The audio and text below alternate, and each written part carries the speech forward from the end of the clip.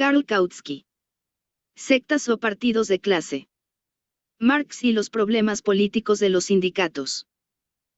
En sus observaciones sobre la unidad de la clase obrera, Nui Said, número 24, el camarada Radek ataca a un camarada belga, así como a nuestro amigo, M. Baer, pero probablemente no estoy lejos de la verdad cuando asumo que él también me tiene en vista con respecto a la resolución que admite al Partido Laborista Británico en la Internacional, que propuse en la última reunión del Buró Socialista Internacional. Esta resolución fue aceptada, pero a algunos de mis amigos políticos les pareció una especie de herejía a mis principios. Por consiguiente, aprovecho de buen grado esta oportunidad para exponer mis motivos de esta resolución con mayor detalle de lo que fue posible en Bruselas. No tengo ninguna intención, sin embargo, de resolver el problema de cuál es el más importante, la organización del proletariado en un partido de clase independiente sin ningún programa definido o la formación de un partido obrero especial, aunque de hecho más pequeño, pero con un programa socialista definido. No creo que exista tal problema en absoluto. Hay tan poco sentido en tal problema, como en preguntar cuál es el más importante, el objetivo final o el movimiento. La organización del proletariado en un partido de clase independiente es tan inseparable de la necesidad de convertirlo al socialismo como lo es el movimiento desde su objetivo. A largo plazo, uno es bastante ineficiente sin el otro. Ambos deben ir de la mano. El problema no es cuál es la organización más importante, o la iluminación, pero cuál es la mejor manera de que ambos puedan estar unidos. Esta pregunta, sin embargo, de ninguna manera puede responderse de manera idéntica para todos los países, las diversas respuestas dependen de las condiciones políticas y sociales dadas, y corresponden, en cierta medida, con la respuesta a la pregunta sobre las relaciones existentes entre las partes y los sindicatos. En general, sin embargo, se pueden distinguir dos tipos principales de movimientos para el logro de un partido de clase socialista que lo abarque todo: el tipo continental europeo, que se ilustra mejor en la actualidad en la socialdemocracia alemana, y el tipo anglosajón, que se puede estudiar mejor en Inglaterra, que también está fuertemente desarrollado en América del Norte y en Australia.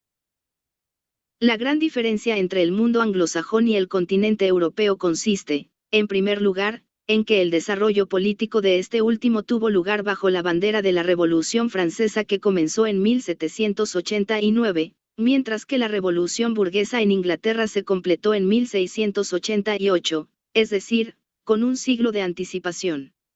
La revolución burguesa en Inglaterra se llevó a cabo bajo condiciones menos desarrolladas, y por lo tanto no pudo traer en su tren una agitación tan tremenda en la vida material y espiritual de la sociedad como lo hizo la Revolución Francesa.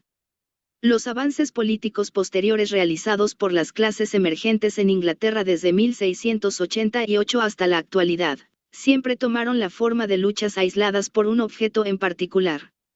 Las propias clases revolucionarias se mantuvieron al margen de las ideas revolucionarias. Eran mucho más intencionados que los continentales en sus acciones, pero sus ideas no se referían a la sociedad en su conjunto, sino solo a acontecimientos únicos.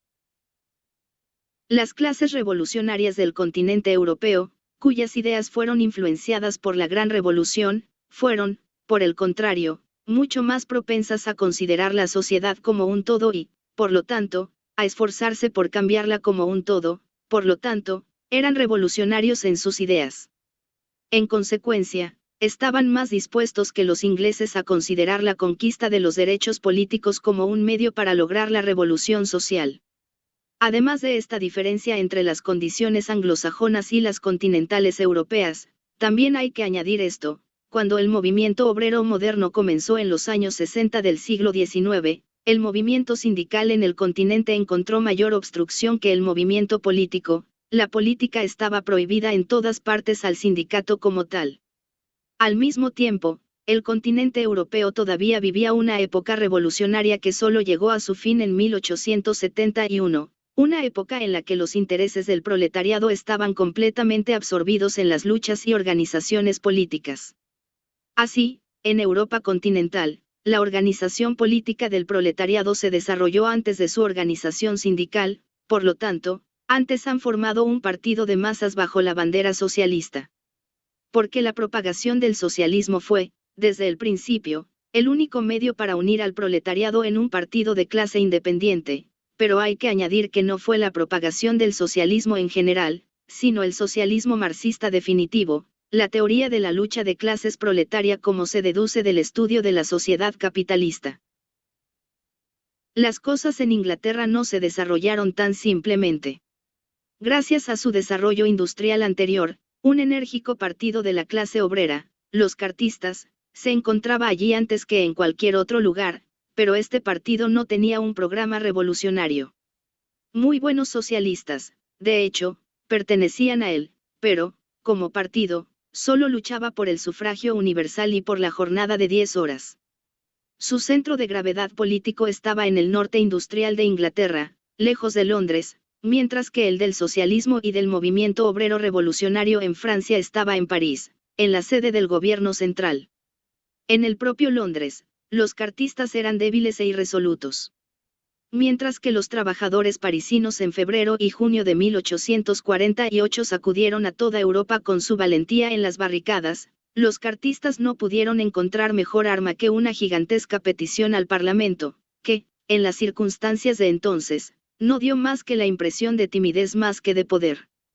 Durante el declive del cartismo que siguió al año 1848, los sindicatos, por el contrario, se desarrollaron rápidamente.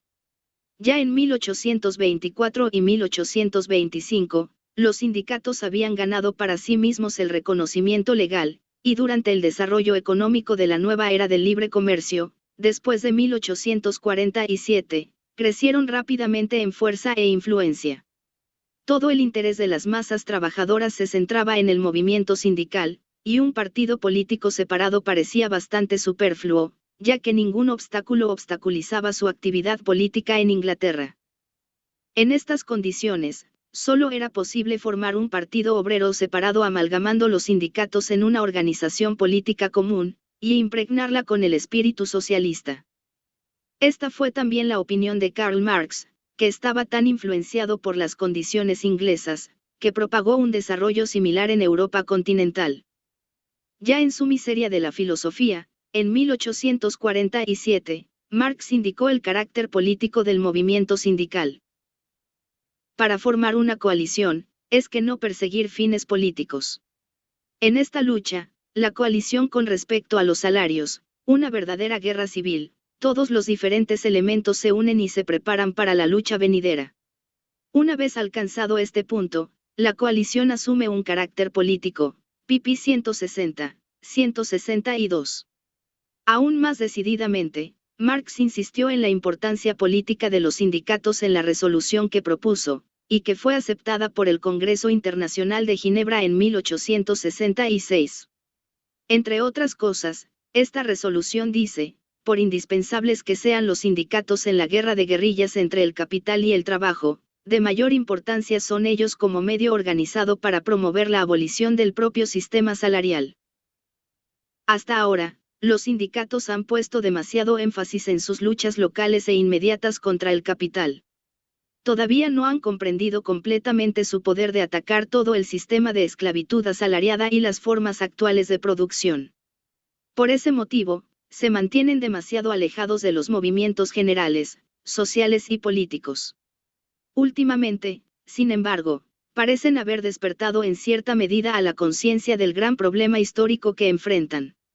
Aparte de sus objetivos originales, los sindicatos deben ahora aprender a enfocar la organización de las clases trabajadoras con el gran propósito de lograr su completa emancipación. Por lo tanto, deben apoyar a todos los movimientos sociales y políticos que tienen esto como objetivo, y así sucesivamente. Vemos entonces, que lo que exigimos de la socialdemocracia Marx señaló como las funciones de los sindicatos. También es interesante una entrevista entre Hamann, el secretario del Sindicato Alemán de Trabajadores Metalúrgicos, y Karl Marx, en Hannover, un relato de la cual fue dado por Hamann en el Volksstadt, 1869, número 17. Este relato ha sido impreso por Brinman, La historia del movimiento de carpinteros alemanes, 1903, volumen 1, p. 364. Marx dijo, los sindicatos nunca deben afiliarse o depender de una sociedad política si han de cumplir el objetivo para el que fueron formados. Si esto sucede, significa su golpe mortal. Los sindicatos son las escuelas para el socialismo. Los trabajadores están allí educados hasta el socialismo por medio de la lucha incesante contra el capitalismo que se está llevando a cabo ante sus ojos.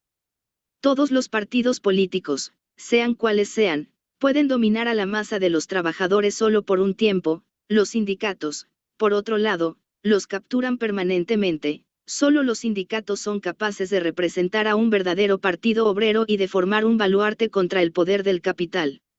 La mayor masa de los trabajadores concibe la necesidad de mejorar su posición material, independientemente del partido político al que pertenezcan. Una vez que la posición material del trabajador ha mejorado, puede dedicarse a la mejor educación de sus hijos. Su esposa e hijos no necesitan ir a la fábrica, y él mismo puede prestar atención a su propia educación mental, puede ver mejor su físico. Se convierte en socialista sin saberlo. Esta cita es solo una entrevista, no un artículo firmado por Marx, por lo tanto, es posible que no represente con precisión el significado de Marx. Sin embargo, es probable que Marx lo hubiera impreso, ya que apareció en el Volksstadt, y, si es así, lo habría corregido si lo hubiera encontrado erróneo. Por lo tanto, aunque no podemos dar fe de su exactitud absoluta, aún es digna de atención, y aunque tal actitud nos parece muy extraña ahora, todavía se explica fácilmente por la posición de los asuntos en ese momento. Solo en Inglaterra y en Francia hubo entonces un movimiento obrero bastante amplio de cierta duración, y fue solo a partir de la experiencia de estos movimientos que Marx pudo desarrollar sus ideas sobre el tema. En Francia encontró, de hecho, mucho socialismo, pero solo en forma de sociedades sectarias. Había muchas escuelas socialistas, cada una jurando la autenticidad de su propia píldora patentada para la cura de todos los males de la sociedad, y cada una tratando de reunir a los trabajadores en torno a sí misma. Las diversas escuelas estaban en guerra entre sí, y por lo tanto fueron instrumentales para dividir a las masas trabajadoras en lugar de unirlas. Ninguno de ellos había elegido como base la lucha de clases, que era la única que podía unir a toda la clase. Y lo mismo podía decirse de los movimientos políticos que atraían a las clases trabajadoras. Cuando el movimiento de La Salle surgió por primera vez, también le pareció a Marx como una nueva secta. El desconocimiento de los sindicatos, la importancia dada a la panacea de la producción cooperativa, le parecía totalmente sectario, y no menos sectario era también el llamamiento a la ayuda del Estado. Cuando, después de la muerte de La Salle, el nuevo Partido Obrero se dividió, se confirmó aún más en su conclusión de que tal partido era solo el medio para dividir, no unir, al proletariado. Por lo tanto, le pareció que para salvar a los sindicatos deben mantenerse al margen de las organizaciones políticas. Ha habido un intento de concluir de esta entrevista que Marx estaba a favor de la neutralidad política de los sindicatos, pero esto es bastante injustificado. Marx no era de ninguna manera la opinión de que los sindicatos deberían ser tan neutrales hacia los liberales y clericals como hacia los socialistas. Dice expresamente, los sindicatos son las escuelas para el socialismo. Solo ellos son capaces de formar un verdadero partido de la clase obrera. Eso significa que los sindicatos no deben ser neutrales hacia los partidos políticos burgueses, sino que deben mantenerse alejados de todos los partidos políticos porque son ellos mismos los que deben formar el Partido Socialista de la clase obrera, y como tales deben declarar la guerra a todos los partidos burgueses. Por lo tanto, por muy explicable que pueda ser esta actitud en esas circunstancias, los desarrollos posteriores han demostrado que ahora no es del todo sostenible. En primer lugar, la socialdemocracia alemana perdió cada vez más su carácter sectario. Ya no era una organización para la obtención del crédito estatal para la producción cooperativa, sino que era la organización de la lucha de clases proletaria, que durante mucho tiempo estaba muy por delante de los sindicatos. Era el verdadero partido de la clase obrera, cuyas funciones los sindicatos, a medida que se fortalecían, no tenían ni la oportunidad, ni las razones, ni siquiera los derechos legales para tomar el control. Por otro lado, los sindicatos ingleses han demostrado que su existencia por sí sola es insuficiente para convertir al trabajador al socialismo sin que él lo sepa, que no necesariamente traen la convicción socialista a casa del trabajador debido a la lucha incesante contra el capitalismo que se está llevando a cabo ante sus ojos. Solo una parte de esta lucha se persigue realmente a diario, y esta chatarra ni siquiera es siempre suficiente para indicar el verdadero significado de toda la lucha. Y bajo ciertas circunstancias, los sindicatos podrían incluso tratar de evadir esta lucha por completo cuando sus acuerdos de beneficios están en peligro por ello.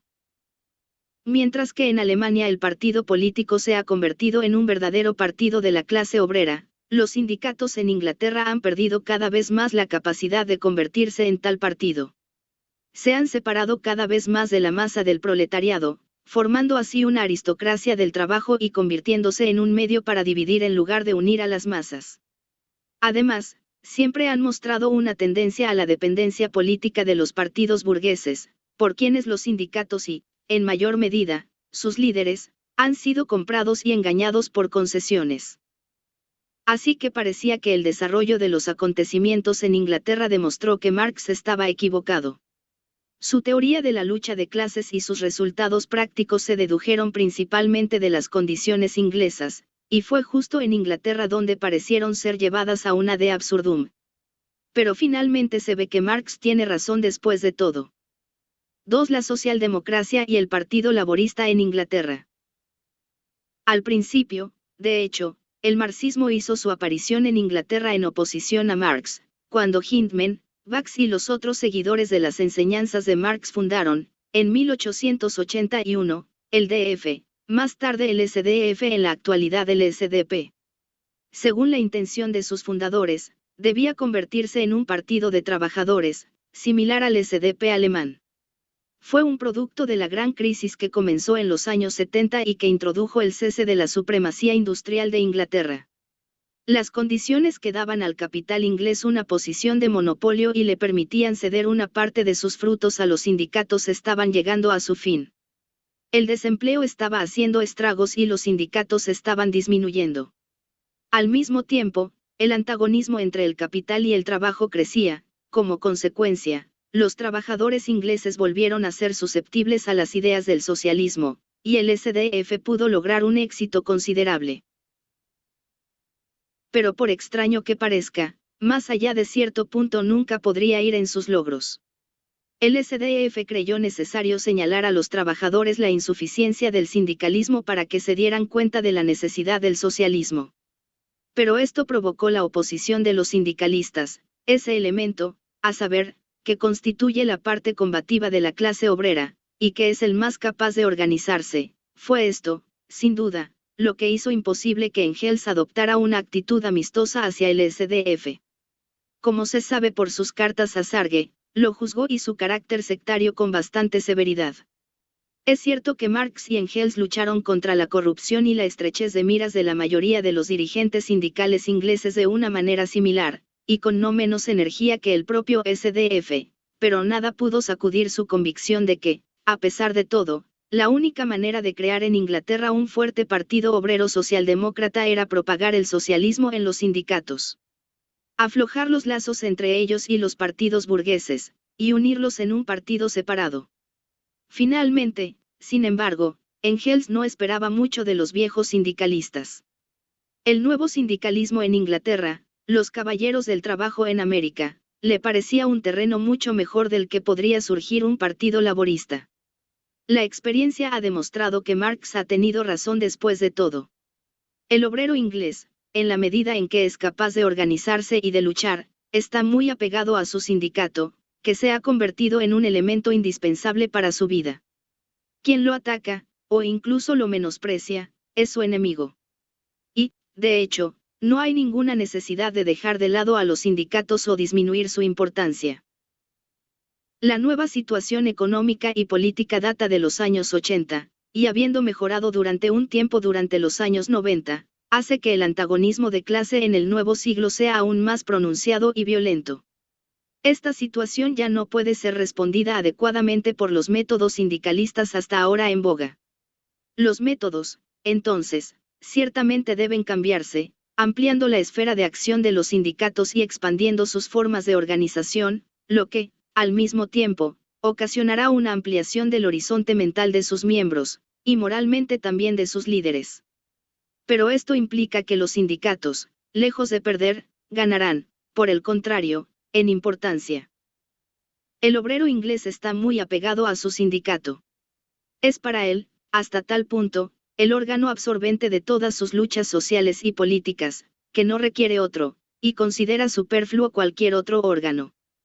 Por lo tanto, un partido laborista en Inglaterra, fuera de los sindicatos, nunca puede convertirse en un partido que abrace a las masas. Está condenado a estar siempre confinado a un pequeño círculo, y a seguir siendo en este sentido una secta. Como consecuencia de todo esto, el SDF, así como las otras organizaciones socialistas, a saber, los Fabianos 1883 y el ILP 1893, formados lado a lado con él, no crecieron, a pesar del hecho de que la nueva situación hizo una necesidad imperiosa crear un partido obrero independiente.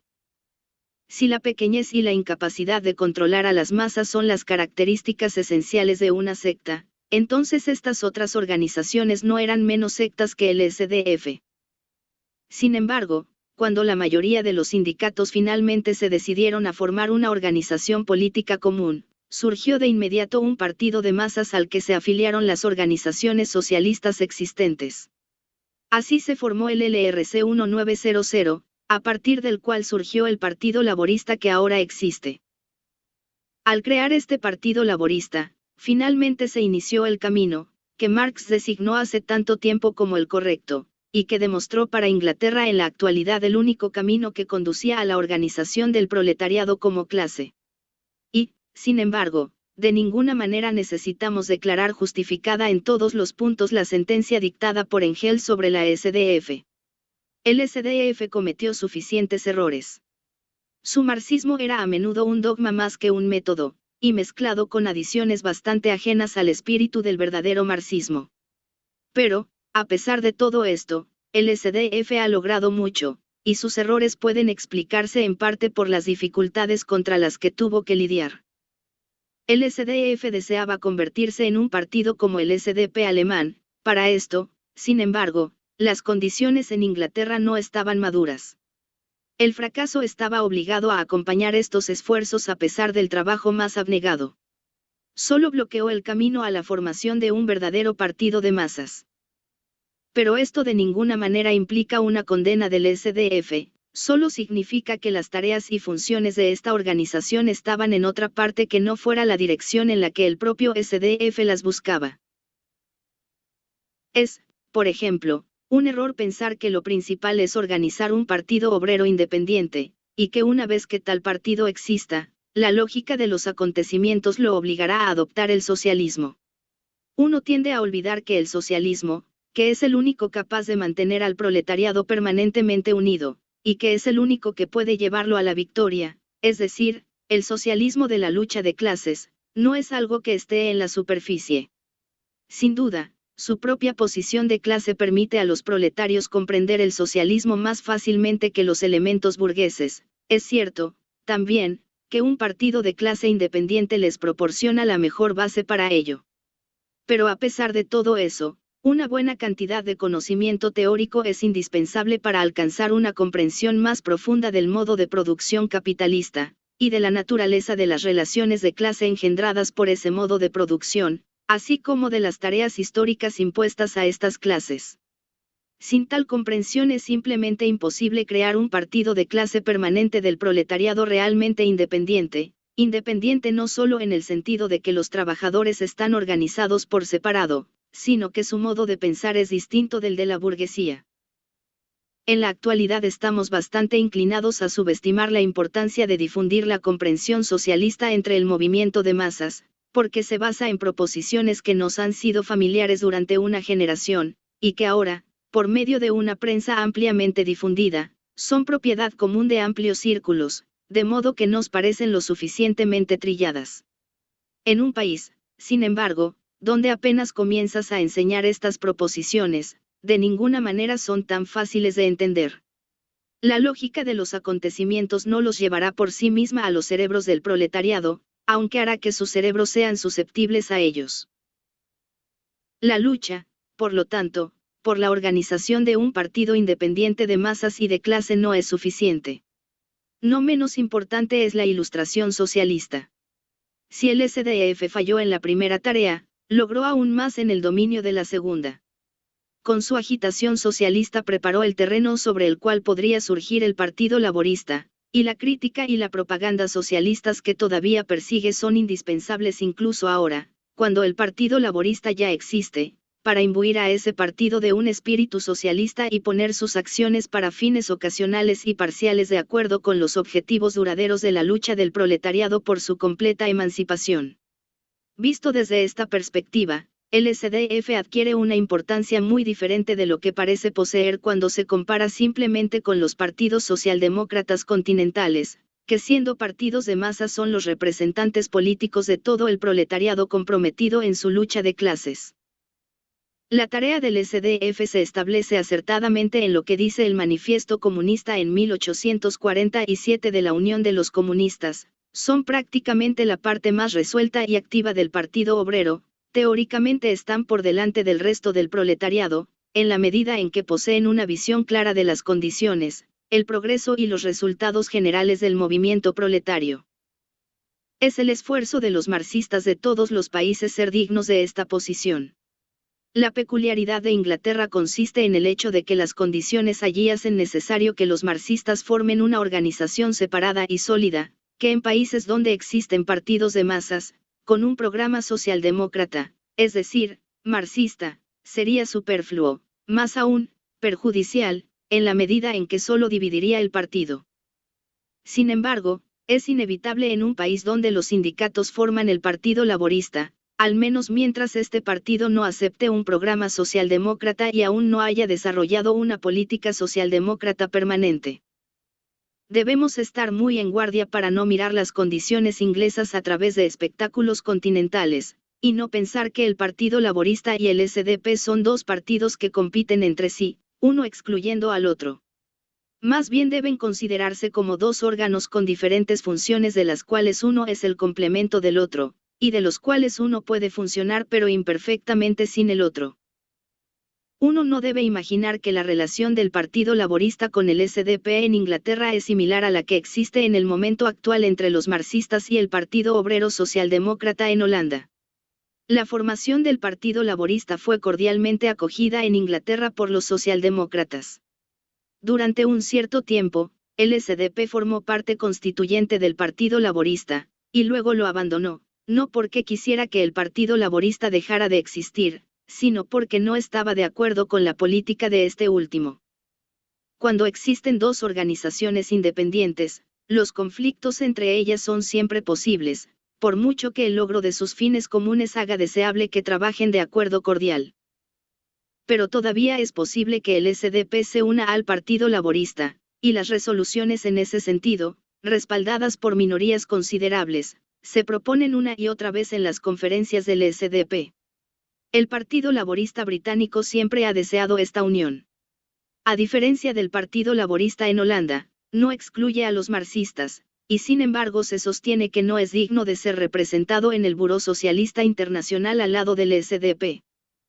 Aunque el antagonismo entre la socialdemocracia y el Partido Laborista es tan grande en la actualidad, el propio SDP ha abandonado por completo la esperanza de convertirse en un partido de masa según el estilo de la socialdemocracia alemana, reconociendo que en Inglaterra la organización política del proletariado, como clase, solo puede lograrse mediante la inclusión de los sindicatos.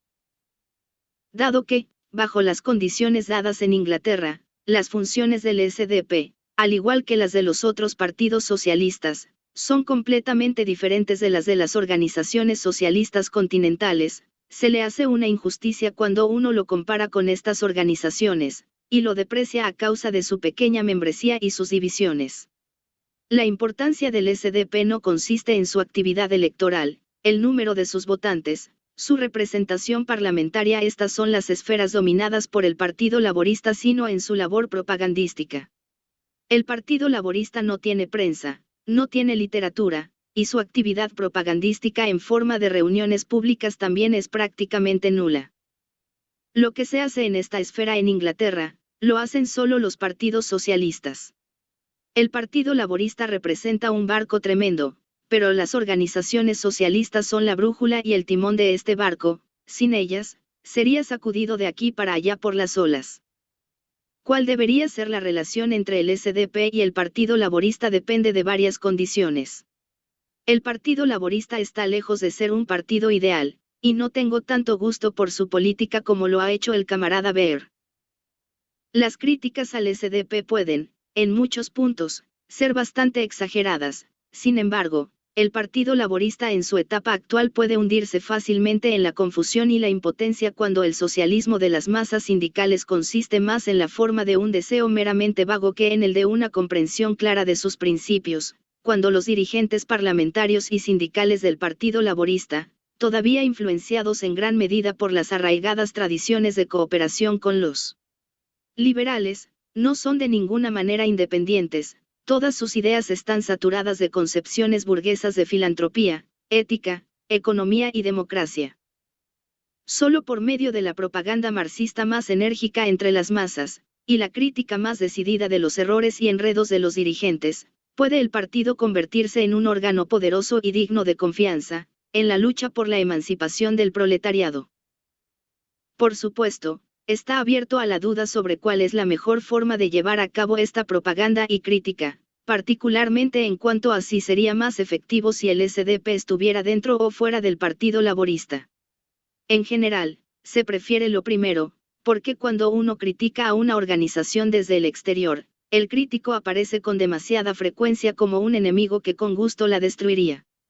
Sin embargo, cuando es criticado por un miembro, la propia membresía muestra que el crítico tiene interés en su existencia, y solo se opone a sus acciones inmediatas para hacerlo aún más poderoso. El trabajador inglés considera ahora que la entrada de los sindicatos en el Partido Laborista es esencial, como antes consideraba a los propios sindicatos, y como antes la agitación del SDP entre los trabajadores ingleses era más difícil porque la llevaban a cabo fuera de los sindicatos, por lo que es de temer que ahora esté cometiendo el mismo error al intentar criticar al Partido Laborista desde fuera. Nada benefició más al SDP que tantos de sus miembros pudieran propagar el socialismo como sindicalistas entre los sindicatos. Ahora, también, muchos de sus miembros son también miembros del Partido Laborista en virtud de sus sindicatos, y como tales participan en los congresos del Partido Laborista. Porque, por lo tanto, despertar la idea de que el SDP ve un rival en el Partido Laborista, que tiene que destruir, en lugar de tratar de hacerlo mejor y más efectivo. Se dirá, por otro lado, que el Partido Laborista se niega a tener un programa al que sus candidatos deban adherirse. Esto es ciertamente un gran error, pero no es razón para mantenerse alejado del Partido Laborista. Si el Partido Laborista avanzara tanto como para adoptar un programa socialista, la cuestión de la afiliación del SDP como partido ya no surgiría, la cuestión sería más bien si el SDP no había alcanzado su propósito, y no debería hundir su identidad en la del Partido Laborista. Lamentablemente, todavía no hemos llegado a esta etapa. La socialdemocracia como órgano separado sigue siendo indispensable para la educación del Partido Laborista, pero esto podría hacerse mejor como miembro del Partido Laborista. Mientras este trabajo de educación no se haga imposible para el SDP, no debería permanecer fuera del Partido Laborista. Si esto es imposible ahora, es difícil para el extraño decidir. Una regla muy importante es la que juegan los imponderables, cuya importancia solo puede ser estimada con mayor o menor precisión por alguien que vive en el campo y trabaja entre la gente. Dentro de los diferentes partidos socialistas existe actualmente un movimiento que apunta a su unificación de una forma u otra. Cualquiera que sea la forma que adopte la organización socialista, seguirá siendo durante mucho tiempo el hecho de que la organización socialista y el Partido Laborista tienen funciones diferentes, cada una incompleta sin la otra, que en las condiciones actuales ambos son indispensables en la lucha por la emancipación del proletariado inglés, y que uno puede muy bien defender ambos.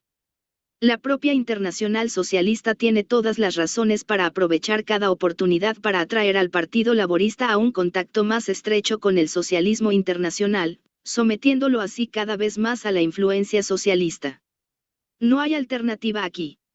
No se trata de si preferimos un pequeño partido socialdemócrata resuelto a un gran partido de clase sin un programa definido, Pero aún independiente de todos los partidos burgueses, el hecho es que ambos forman un todo bajo las condiciones dadas en Inglaterra. Una organización socialista del tipo SDP es tan insuficiente por sí misma como el Partido Laborista. Debemos alentar a ambos. Debemos promover la difusión y el crecimiento de la socialdemocracia tanto como la propagación del socialismo en el Partido Laborista. En América del Norte las cosas son algo diferentes de las que se obtienen en Inglaterra. Sin embargo, hay cierta similitud, y es posible que allí, también, el tan deseado partido de masas del proletariado pueda convertirse en un partido político independiente en un futuro muy cercano por la constitución de la Federación Americana del Trabajo. Probablemente este nuevo partido no será definitivamente socialista al principio, y el Partido Socialista, por lo tanto, tendrá que coexistir con él hasta que el partido sindical haya sido completamente ganado para la socialdemocracia. Como en Inglaterra, también en los Estados Unidos. La esfera principal del Partido Laborista será parlamentaria y electoral, mientras que la de la socialdemocracia será teórica y propagandística. Se han hecho intentos en esta dirección, y debemos estar preparados un buen día para ver el surgimiento de tal Partido Laborista al lado del Partido Socialista en los Estados Unidos, y exigir la admisión a la internacional. Y aquí soy de la opinión, que lo que vale para los británicos también lo es para el Partido Laborista estadounidense. Sin embargo, sería una cuestión muy diferente si se formara un partido de este tipo en el continente europeo, si, por ejemplo, nuestro Rex Saucer hiciera tal intento.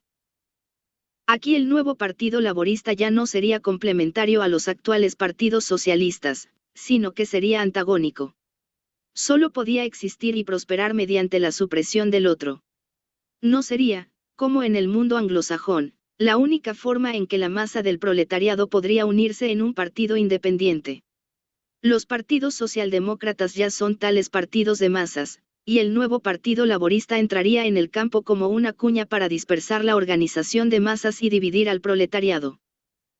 Finalmente, la forma actual del Partido Laborista inglés es solo una etapa de transición que tarde o temprano se convertirá en un partido obrero socialdemócrata con conciencia de clase, con un programa socialista definido.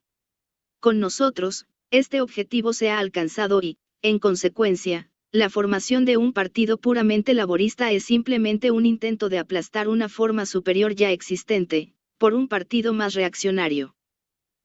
En resumen, aunque superficialmente similar en organización, tal partido laborista en el continente es justo lo contrario de lo que es en Inglaterra bajo las condiciones históricas dadas. Quien juzga a estos dos partidos laboristas, aislados de su entorno, puede pensar que debemos repudiar a los anglosajones, porque los partidos continentales europeos deben ser combatidos con todos los medios a nuestra disposición. En su conexión histórica, sin embargo, los partidos laboristas asumen caracteres muy diferentes. Lo que atacamos aquí, debemos reconocerlo allí, de hecho, debemos acogerlo con alegría, no, por supuesto, como una organización ideal, sino simplemente como el paso previo hacia ella. La organización ideal es la unificación de todos los partidos proletarios, las sociedades políticas, los sindicatos, las cooperativas, como miembros iguales, no de un partido laborista sin programa, como es el caso actual en Inglaterra, sino de una socialdemocracia consciente y abarcadora.